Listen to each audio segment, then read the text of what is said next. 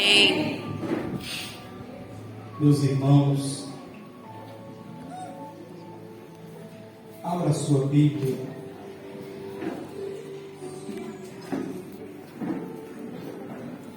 Antigo Testamento, o livro de Jó, último capítulo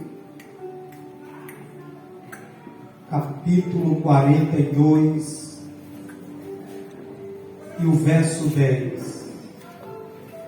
Desde já eu quero agradecer a Deus por ministrar a sua palavra e por ter recebido esse convite que a nossa pastora Edjane nos convidou para estar tributando a Deus toda honra, toda glória e todo louvor. Aleluia. Louva a Deus por cada irmão, por cada servo de Deus, por cada serva de Deus. Alguns eu já conheço de muito tempo, outros eu estou conhecendo a primeira vez. Mas louvado seja Deus por tudo quanto Ele tem feito e irá fazer. Amém. Capítulo 42 e o verso 10 que diz: E o Senhor virou o cativeiro de Jó, quando orava pelos seus amigos. E o Senhor acrescentou a Jó outro tanto, em dobro, a tudo quanto dantes possuía. Assentai-vos adorando ao Deus que vive e que reina para todos sempre. Glória a Deus. Meus irmãos, eu quero pedir humildemente um pouquinho nesse exato momento da sua atenção para a palavra de Deus, porque temos vivido, presenciado tempos tão difíceis, mas tão difícil, que está surgindo agora no cenário cristão. Aqui eu acredito que não tenha, mas está surgindo um novo grupo no cenário cristão. E que grupo é esse? Os Papa Revelação. Aleluia. Corre atrás de tudo quanto é revelação. Agora não tem base bíblica nenhuma. Deixa eu te explicar um pouco o que significa revelação. A revelação verdadeira, ela dá-se início com arrependimento. E o final de toda verdadeira revelação termina com convenção de almas para Deus. Você nunca vai ver, você nunca vai presenciar alguém que Deus está usando em revelação e as pessoas que estão recebendo aquela revelação ficarem confusas, duvidosas. Mas temos visto que a falsa revelação tem causado confusão na mente de muita gente. E as pessoas estão se esquecendo, eu creio, em revelação. Só que as pessoas se esquecem que a verdadeira revelação tem raízes bíblicas. Aleluia! Não tem como alguém ser usado por Deus em revelação, sendo que a revelação não transforme a vida daquele que está recebendo. Glória a Deus! Quer prova bíblica? Toda revelação que o próprio Jesus foi usado, o final dela foi convenção. Deixa eu citar só uma. Lucas, capítulo 19, fala acerca de um tal homem chamado Zaqueu. Naquele momento Jesus não estava pregando, ele estava indo num caminho dentro da cidade de Jericó. Que a Bíblia diz que ali havia um homem que queria conhecer Jesus. Ele não queria se converter, ele queria conhecer. Mas a curiosidade daquele homem trouxe para a vida dele a salvação. Aleluia! A salvação, e a Bíblia diz que vem Jesus como uma multidão. Jesus para debaixo da figueira que aquele homem tinha subido. Um homem de pequena estatura.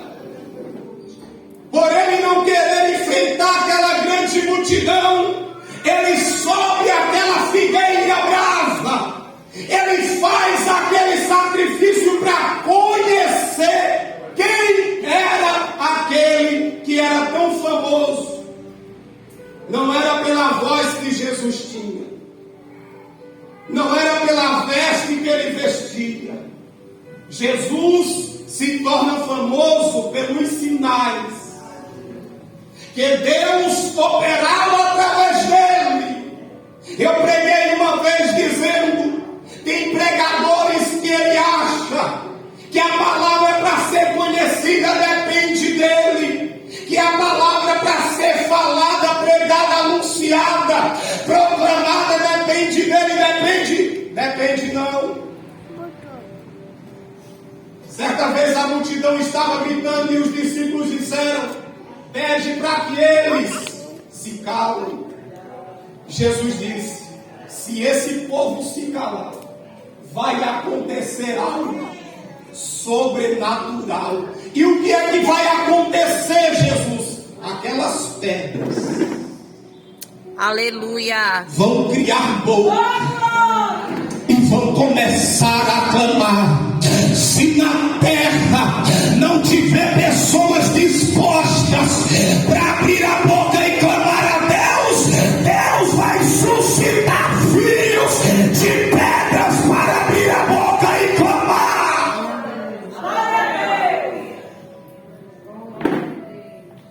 Outro exemplo, que para a palavra ser pregada não depende de pregadores.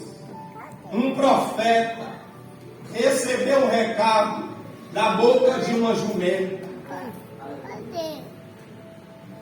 E quando a gente prega isso, tem crente que é tão incrédulo que diz: ah, Deus não pode usar um animal. Claro que não. Ele não usou a jumenta, o Espírito é santo, ele não entrou dentro da jumenta. Há um mistério muito lindo aqui. Ele não entrou dentro da jumenta, ele colocou a palavra na boca da jumenta. Aí tem gente que olha vídeo na internet e está lá um cara cheio de cachaça, falando um versículo da Bíblia e diz: Deus está usando. Não, ele está sendo usado é pela palavra, que a palavra tem um controle sobre toda a carne. Ah, mas ele está falando de versículos da Bíblia, é a palavra na boca dele, mas ele não tem o mesmo Espírito que eu e você tem. Aleluia! O Espírito é santo. Aleluia. Jesus para debaixo daquela figueira. E Jesus é usado pelo dom da revelação. Ele para, olha para cima. Ninguém que estava ali naquela multidão tinha dito que ali em cima tinha um homem, e que cujo nome daquele homem era Zaqueu. E Jesus diz para ele: Zaqueu, desce depressa, porque hoje me convém repousar na tua casa. Sabe o que Jesus estava falando? Quem quer salvação não vai buscar salvação subindo. Para ser salvo tem que descer. Para ser salvo não é subindo para aparecer ou pensar que vai ser visto. Para ser salvo tem que descer. É descendo que Jesus visita a casa. Aí tem gente que nem quer descer e acha que Jesus vai ter a obrigação de visitar a sua casa. Prega um evangelho emocionalista. Prega um evangelho sensacionalista, onde muitos crentes hoje não têm base nenhuma. Qualquer vento de doutrina, ele escuta uma palavra daqui, ele escuta uma palavra dali, ele não tem uma fé alicerçada. Mas deixa eu entrar no texto.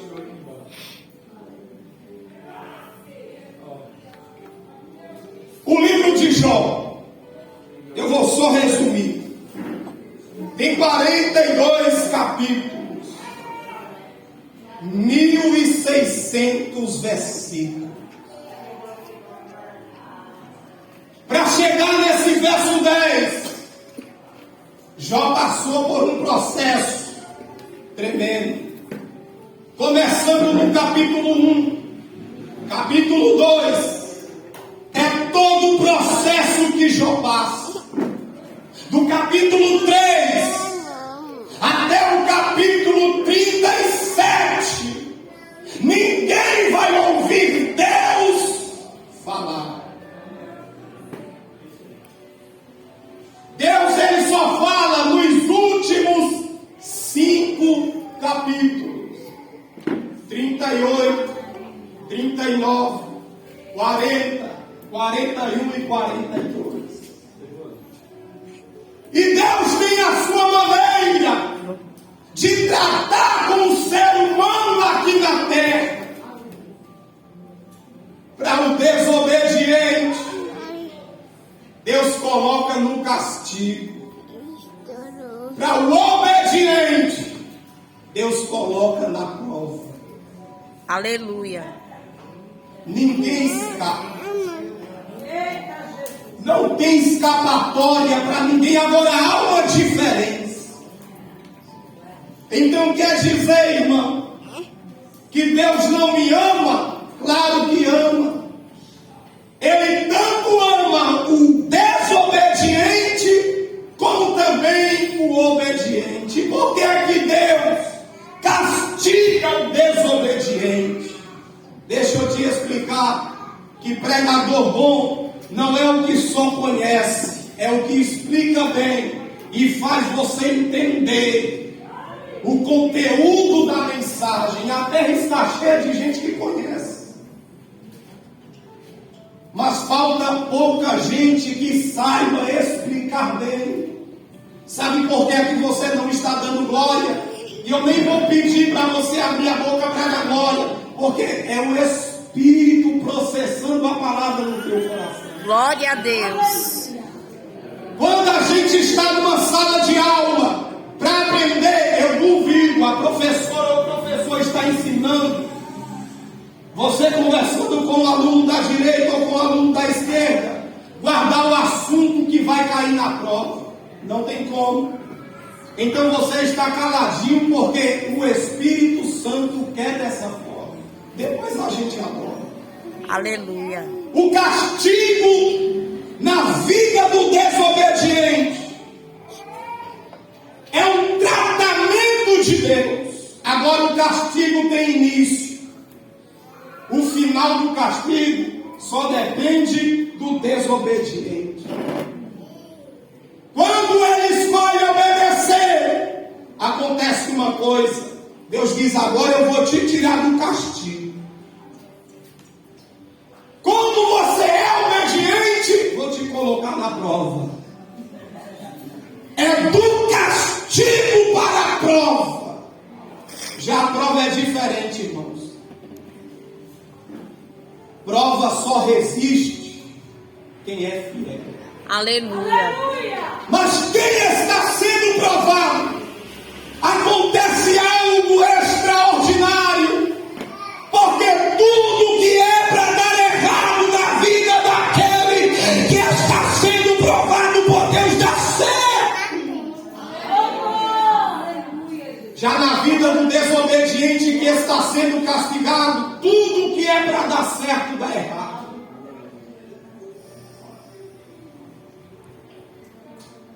Nesse texto eu vou falar uma loucura, talvez você não acredite. Até o diabo, Jó era tão fiel, que até o diabo, de uma certa forma, ajudou Jó. Em dobro tudo quanto ele possuía. Lembra do que José falou? O mal que vocês tentaram me fazer. Deus inverteu o quadro. Era para ter acontecido tragédia. Era para ter acontecido morte. Eu era para estar morto. Mas sabe por que eu não estou morto? Porque eu estou no centro do propósito de Deus. Se Deus quer me provar, Ele vai me provar. Mas o mesmo Deus que prova, Ele aprova. O diabo fez um tolo. No capítulo 1, versículo 8, Deus diz que em luz não havia homem semelhante a Jó. Agora deixa eu te dar um conselho e guarda esse conselho. Geralmente a gente que é crente, quando nasce um filho, a gente procura nomes bíblicos para colocar naquele filho. Nunca coloque o nome Jó, porque o significado dele é triste. O nome Jó em hebraico significa perseguido.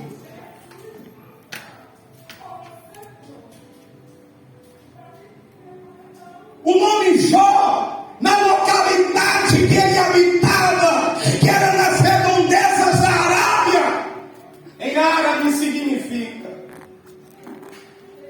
arrependimento.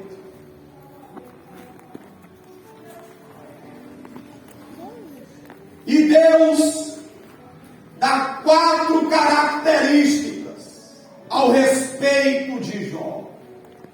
E essas 4 características que Deus demonstra Jó ter essas 4 características. A primeira é sinceridade. Jó era sincero. A segunda, reto. A terceira, Jó era temente. A quarta, se desviava-se do mal. Deus diz: é esse que eu vou escolher, separar para ser provado. E o diabo, em conversa com Deus, diz para Deus: ele tem essas características porque tu colocou ele dentro de um cerco. E Jó não consegue pular para fora desse cerco, porque se Jó pular, eu pego ele do outro lado. Jó não consegue sair desse cerco. É por isso que ele é fiel. Sabe por que o diabo diz isso? Porque ele não é onisciente. Ele não é onisciente. suficiente.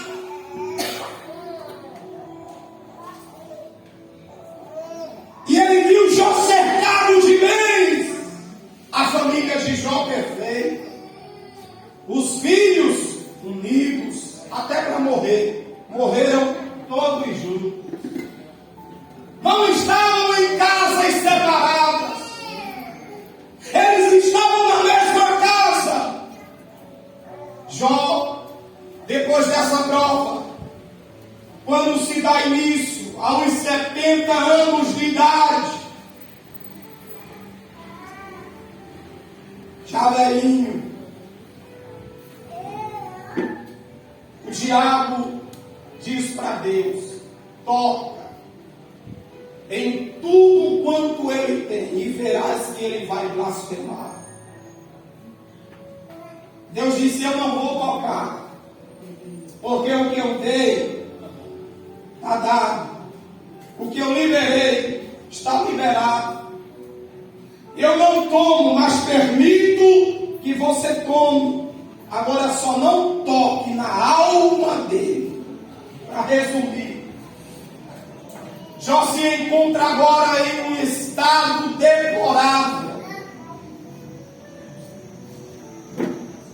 Jó não tem mais bois, Jó não tem mais camelos, Jó não tem mais jumentas, Jó perde todos os animais. E das 3 terríveis notícias, que os servos que ficaram vivos, que vieram trazer as novas para Jó, a última e terceira, ele disse: veio o vento. E Jó, os teus filhos estavam reunidos na casa dos seus irmãos, 7 filhos, homens e 3 filhas. O vento veio, atingiu a casa que eles estavam, e todos eles, Jó, morreram. Irmãos, só tem conhecimento dessa dor quem é mãe, quem é pai, já perdeu um filho.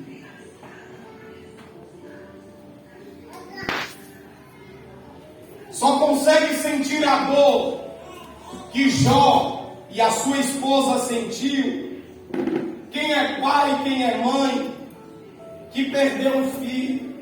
Jó, dentre os 2.930 personagens da Bíblia, Jó foi o único que mais perdeu filhos. Porque você perder bens é uma coisa, fica triste, angustiado. Agora perder os filhos, os 10 de uma vez só, e ainda mais, perde os animais, perde os filhos, e agora sobre a sua carne uma enfermidade. E de tudo quanto ele tinha, resta somente, não é uma telha completa inteira, é pela metade.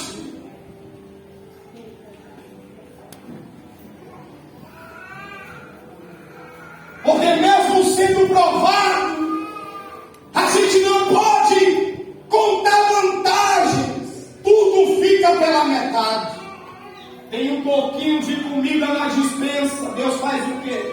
A gente na prova, Deus coloca logo um mindinho na nossa porta.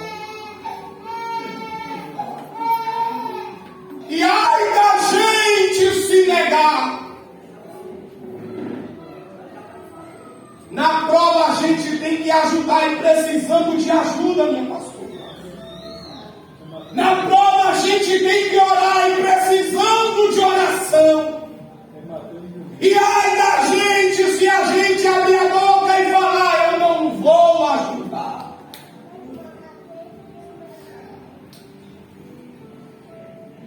Dai, e vos será dado. Jó se encontrava nessa situação. A mulher que era para consolar os empregadores, que desse o cajado nessa mulher. A mulher, irmãos, perdeu 10 filhos. Aquela mulher estava acostumada com um ambiente de riqueza, que Jó era rico. Agora está vendo seu marido pobre, de esmola, doente, sem ela poder chegar perto para abraçar, sem ela ter os filhos, porque você pode perder tudo, não perdendo a família, pessoas para lhe consolar. Você tem tudo, ficou somente os dois. Ela querendo abraçar ele e não podia, por causa das feridas que estavam expostas na pele de Jó. Aquele pedaço de telha não era para ele coçar, eram bolhas que começaram a aparecer no seu corpo, e era tanta bolha que quando ele colocava a telha, rasgava a carne, e ele sentia dor. E a mulher do lado olhando aquilo. Aí tem gente que fala, aquela praga foi usada pelo diabo. Quando ela abre a boca e diz, isso aí é Deus. Mas era Deus mesmo. Que o diabo não tem controle na vida de um crente fiel. Todo o sofrimento que você passa, não pense que é o diabo. E eu não estou aqui em defesa dele. Porque a vontade do diabo, se fosse ele inserido nesse texto, não era deixar Jó vivo, era matar ele. Mas Jó ficou vivo. Criticaram a mulher de Jó porque ele disse, isso aí é Deus. Amaldiçoa ele e morre. Porque ela pensou, meu esposo é fiel a Deus. E a própria palavra diz, em tudo isso Jó não cometeu um só pecado. Meu esposo é um sacerdote exemplar. Ainda que os nossos filhos tivessem cometido pecado, ele estava oferecendo sacrifício a Deus. E as qualidades que Jó tinha, se for para ele viver dessa forma, é melhor que ele morra. Se for para ele continuar vivendo dessa maneira, em que escolher viver dessa forma e morrer, é melhor que tu morra, Jó. Jó, mesmo sendo provado, é um marido exemplar. Porque tem marido, irmãos, que não sabe se colocar na posição de marido. Ele passa qualquer prova, aí já quer descontar na mulher. Jó não diz que a mulher é uma louca. Jó diz, tu fala como uma louca. Você não é uma louca, porque a prova não era para a mulher de Jó, por isso que ela não estava entendendo. Só entende prova quem está sendo provado. Quem não está sendo provado, aí eu chego nos 3 amigos que Jó tinha. 3 amigos. E com 3 amigos daquele, ninguém precisa de inimigo. Entra no quarto, ele e sabe quantas acusações nesse livro Jó recebe? 5 acusações, 3 repreensões. E sabe quantas vezes ele se defende? Uma só.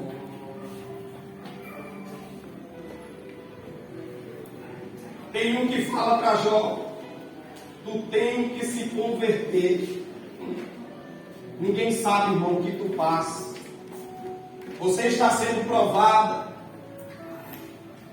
E quem não está dentro da prova contigo, porque não é se oferecendo para Deus E Deus vai nos provar. Ah, Deus, eu quero ser provado. Não vai ser nunca. Deus, ele só prova quem é fiel. A escolha de provar vem de Deus, não é nossa. Quando Deus escolhe provar alguém, é com propósito. E a prova não tira. A prova só guarda na reserva. Tudo que Jó tinha e estava desaparecendo era Deus dizendo: eu estou guardando na reserva. Jó não se preocupa, porque quando essa prova acabar, eu vou virar o teu cativeiro, e tudo quanto você possuía vai ter em dobro, em dobro, em dobro. Está sendo provado, irmão, não se preocupe. Ah, mas eu perdi, perdeu, não, Deus colocou na reserva. Está lá guardadinho. O texto diz que Jó tinha 10 filhos. Chega no capítulo 2, Deus dá os 10 filhos. Aí tem muita gente que fica batendo a cabeça. Jó perdeu animais, perdeu filhos, até a saúde, mas não perdeu a mulher. Porque casamento para Deus é um só. Aleluia! Eita, lava xanga. Que mulher exemplar! Te mostra a primeira qualidade que a gente, quando lê rapidamente, não enxerga. O marido era rico, tinha animais, lindos filhos, tinha saúde. Agora perdeu os animais, perdeu os filhos e está doente. Ela saiu de perto dele? Não. Ficou ali do lado dele. Tem homem que não precisa perder nada. A mulher, ó. Ele não precisa perder nada. Ela abandona ele. Ele tem tudo. Do mesmo jeito é a mulher. Serva de Deus. Temente a Deus. Eu ouvi uma frase uma vez que eu guardei até hoje. O pastor disse: nunca troque uma mulher guerreira por uma aventureira. Nunca abandone uma mulher no tempo que você andava de bicicleta. Quando ela não estava no quadro, estava atrás no bagageiro. Aí o homem começa a crescer, porque o homem só cresce quando tem uma mulher sábia ao seu lado.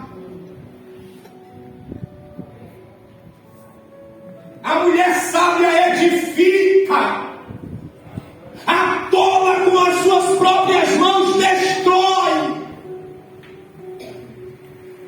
Aí o homem consegue bens, nome, fama, riqueza.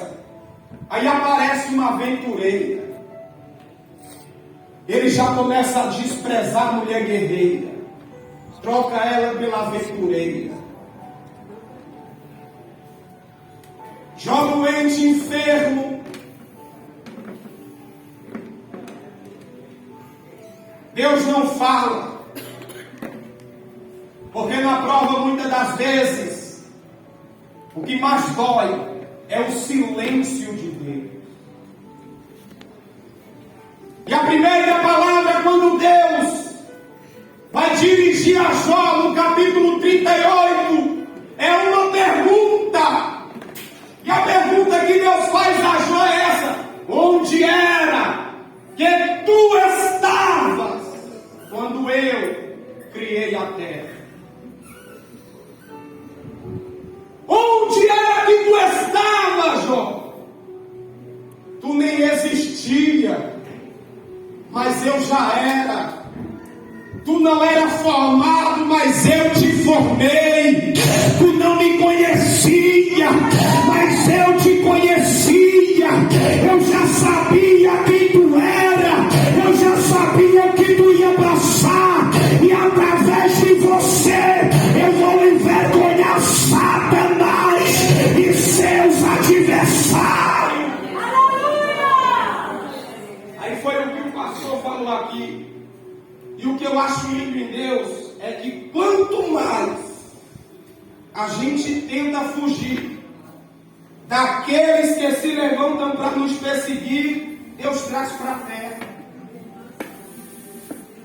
Deus traz para a terra. Certa vez os 3 amigos de Jó foram oferecer sacrifício a Deus. Quando eles estão prestes a oferecer, Deus apareceu para eles e disse: eu não vou receber o sacrifício da mão de vocês. Vai até o meu servo Jó e olha que eles tinham falar, denegrir, humilhar, maltratar a Jó.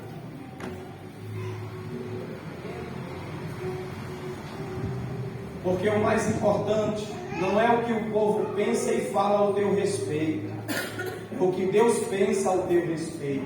Se você é servo, é servo. Eu costumo falar, ainda que alguém diga Deus não é contigo, eu não me importo, eu sei que Ele é comigo. Estou nem aí. Eu sei que Ele é comigo. Deus disse para os 3 amigos: peguem o sacrifício e levem até Jó. Eu vou levar vocês até Jó. Vocês se afastaram dele. No início da prova, estavam lá com ele 7 dias e 7 noites, que era o costume do judeu. Depois viram que as coisas não iam ficar boas, porque tem crente que é assim. Só se aproxima de mim que você é um momento bom. Mas quando as coisas estão ruins, quando Deus começa a nos colocar na prova, pernas, para que te quero? Todo mundo foge. Na bênção, é mensagem todo dia no WhatsApp. Na prova, você é que tem que mandar para as pessoas, e quase ninguém, às vezes visualiza e não responde. É uma solidão, é um vazio. Está lá Jó, e Deus leva os seus 3 amigos até a sua presença, e Deus fala para eles: vocês não falaram o que era certo ao respeito do meu servo Jó. E se tem um castigo humilhante que Deus faz na vida daqueles que te perseguem, é um dia precisar da tua vida. Fala mal de você, te persegue, te calúnia, te vende. Aí Deus diz: vou apertar as coisas. Vai louvar, mas eu não vou receber. Vai orar, eu não vou ouvir, nem vou operar nada. Vai ter que procurar meu filho e a minha filha na calavação da pomanaia. Vai ter gente que te humilhou, que zombou de ti e que não dá crédito ao ministério que Deus te entregou. Vai ter que ir na tua porta, bater na tua casa e vai dizer: foi Deus quem mandou eu vir aqui. Você vai orar e o milagre vai acontecer. E o versículo que eu li diz que Deus tirou o cativeiro de Jó quando ele orava pelos seus 3 amigos.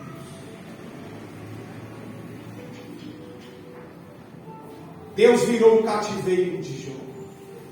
Meus irmãos, nesta noite, eu quero encerrar a minha oportunidade falando: não desista de orar.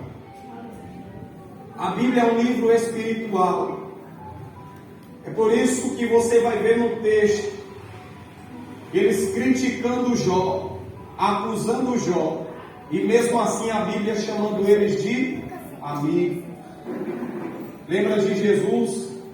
Evangelho que escreveu o evangelista João, capítulo 6, versículo 70. Jesus diz: eu escolhi 11, e um de vós é o diabo. Jesus sabia desde o início que Judas era o diabo, mas no momento que foi para ele ser entregue, ele deu um beijo do lado da face de Jesus. Jesus não chama ele de inimigo, diz: amigo, o que tens que fazer, faz logo. Porque se for para fazer a vontade de Deus, faça logo.